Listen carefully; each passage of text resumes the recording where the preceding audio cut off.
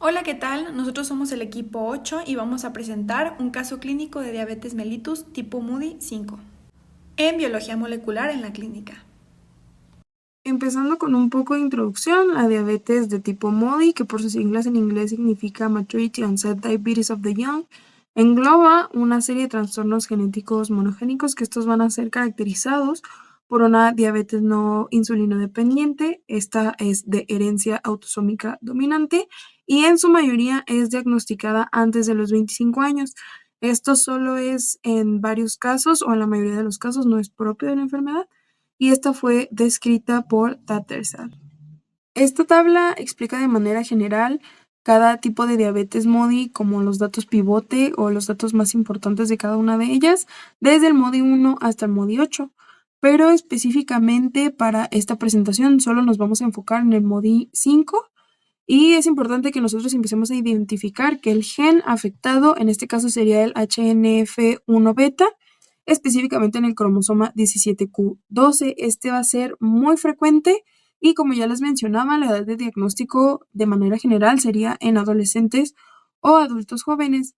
En este caso vamos a ver afecciones ya sea en páncreas, hígado, riñón, en los genitales del paciente, pero esto obviamente va a depender de antecedentes, de hábitos y más cosas que pues es importante que nosotros preguntemos al paciente. Ahora, hablando de manera general y epidemiológicamente sobre la diabetes MODY, esta se estima que su prevalencia es solamente de entre el 0.6 al 2% de todas las diabetes. Y ya hablando específicamente de MODY 5, este va a ser extremadamente raro y va a comprender menos del 5% de todos los subtipos de MODY. ¿Esto qué quiere decir? Que del 0.6 al 2%, solo ese 5% o el 5% de nuestro 100%, que ya era muy poco, van a ser subtipos de MODY, que en este caso sería el 5. Y hablando del subtipo 5, este se va a asociar de forma única con un amplio espectro clínico. ¿Esto qué quiere decir? Que va a haber fenotipos renales hasta pancreáticos, como ya lo habíamos visto en la diapo pasada. Este se caracteriza mucho por poliuria y pérdida de peso, aunque en casos ya más raros también existe cetoacidosis.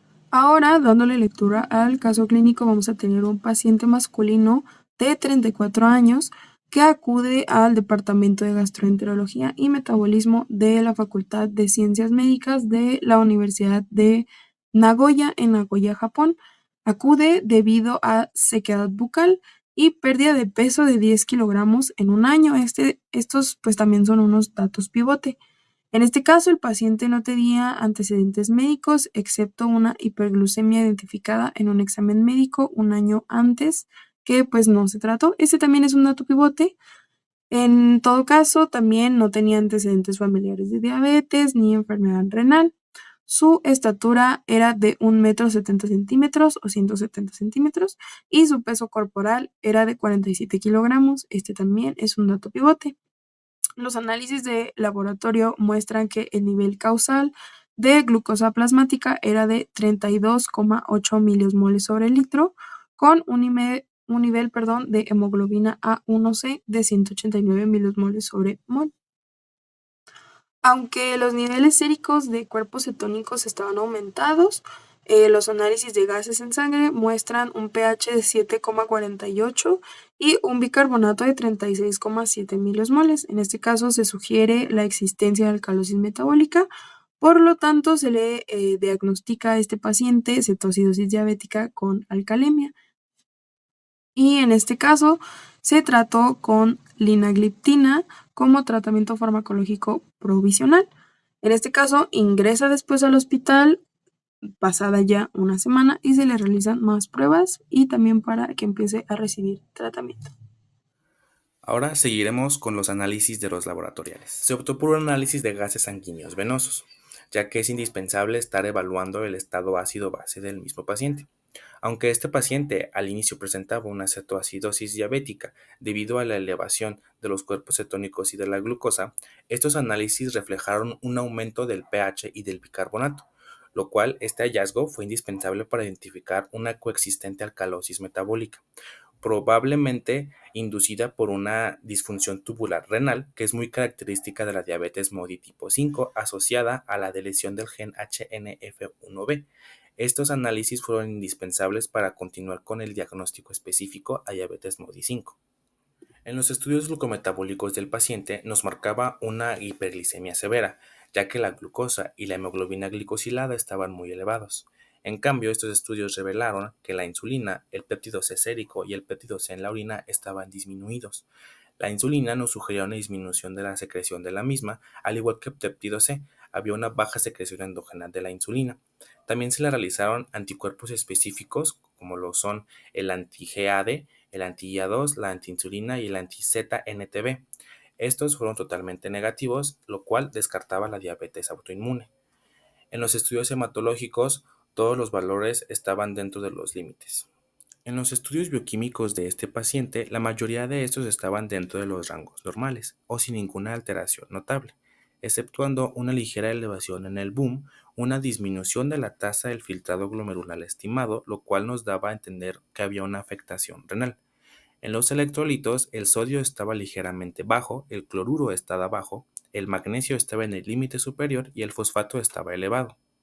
La hiperglucemia del paciente fue mejorando pocos días después, ya que desde su primer ingreso se le comenzaron a administrar inyecciones de insulina. Sin embargo, durante su evolución, desarrolló hipomagnesemia e hipopotasemia grave. Se le hizo un análisis adicional de electrolitos en la orina, mostrando una excreción fraccional de magnesio totalmente elevada, de un 22.7%, y un aumento de la excreción urinaria del potasio de 38 miliosmoles por día, lo cual sugería una pérdida renal de magnesio y de potasio. También se le realizó una prueba de provocación con hidroclorotiacidas, mostrando una respuesta atenuada.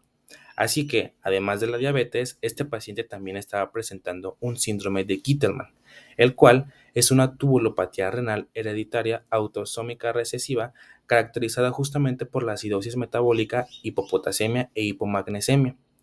Esta normalmente es caracterizada por un defecto genético en las mutaciones del gen SLC12A3 que codifica al cotransportador sodio-cloro sensible a las tiacidas en el túbulo contorneado distal. También a este paciente se le realizó un score de HNF1B, el cual es una herramienta clínica para buscar la probabilidad de que un paciente presente alteraciones asociadas al gen HNF1B. Este score integra diversos criterios clínicos y radiológicos hacia cada uno de los riñones, como la presencia de anomalías renales, por ejemplo los quistes. También se buscan alteraciones pancreáticas, disfunciones tubulares renales y otros hallazgos multisistémicos. El score de este paciente fue de 19.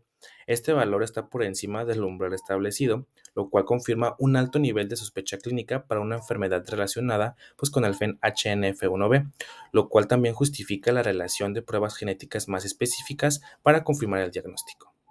La diabetes mellitus MODY tipo 5 se caracteriza por un extenso repertorio de manifestaciones clínicas típicas.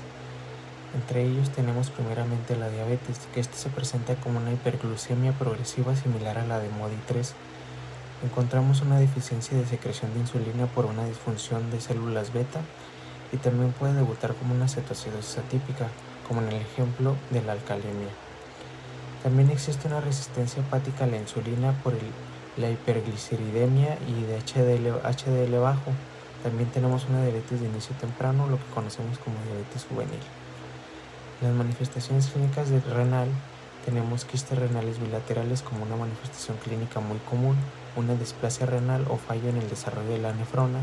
También encontramos hipomagnesemia y hipopotasemia por pérdida tubular y una proteinuria e insuficiencia renal progresiva. Dentro de las manifestaciones genitourinario tenemos malformaciones genitales, incluso agenesia gonadal. En las manifestaciones metabólicas tenemos hiperuricemia y alteraciones electrolíticas, entre otras manifestaciones como son las complicaciones microvasculares tempranas, una pancreatitis o anomalías pancreáticas como es el caso de la displasia de páncreas. También podemos encontrar un peso normal o bajo. Dentro de las manifestaciones encontradas en el paciente se puede observar que cumple con una lista significativa de la clínica del MODY 5, presentando diabetes con inicio en la juventud, cetoacidosis diabética y una alcalemia metabólica que, aunque es inusual en cetoacidosis, se explica por la difusión tubular renal asociada al gen HNF1 beta. También presenta hipomagnesemia e hipopotasemia por pérdida renal de electrolitos y en la tomografía podemos observar quistes renales bilaterales, además de una difusión del cotransportador de sodio y cloro en el túbulo distal muy típica de MODY 5. Dentro de los estudios complementarios en los genéticos se observa una deleción heterocigota del gen HNF1 beta que es confirmada por MLPA. Y también dentro de la exclusión de otras causas encontramos anticuerpos antipancreáticos negativos como son el anti-GAD, anti-IA2, etc., descartando diabetes autoinmune, además de que no presenta una historia familiar de diabetes, sugiriendo mutación de novo en HNF1B común en MODY 5. Y bueno, pasando a lo que es la técnica o la secuenciación genética que se utilizó para el diagnóstico. Y bueno, pasando. En el caso clínico presentado, se utilizó una técnica diagnóstica de secuenciación genética de análisis de amplificación de sondas por ligadura multiplex, MLPA por sus siglas en inglés. Es una técnica que detecta variaciones en el número de copias como de lesiones o duplicaciones génicas. Es especialmente útil para genes de grandes reordenamientos, como en este caso es el diabetes mellitus MUDY tipo 5. El kit SALSA P357 MLPA es un reactivo que nos va a analizar variaciones en el número de copias del gen HNF1 beta, que es específico para MUDY 5. Y bueno, para el proceso se inició desnaturalizando el ADN genómico extraído de los linfocitos del paciente, se hibridó con sondas específicas para HNF1 beta, las sondas ligadas se amplificaron mediante PCR multiplex, los productos se separaron por electroforesis capilar y por último el software GeneMapper B3.7 Thermo Fisher ayuda a cuantificar las señales.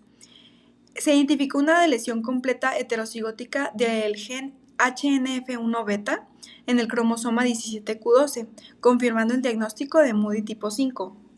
Esto tiene una importancia clínica relevante porque nos va a ayudar a diferenciar el diagnóstico de otro tipo de diabetes, explicar la combinación del diabetes con los quistes renales y las alteraciones electrolíticas como por ejemplo la hipomagnesemia, la hipocalemia, y también esto nos va a ayudar al manejo del paciente, por ejemplo, con los suplementos electrolíticos, la insulinoterapia y seguimientos de complicaciones renales.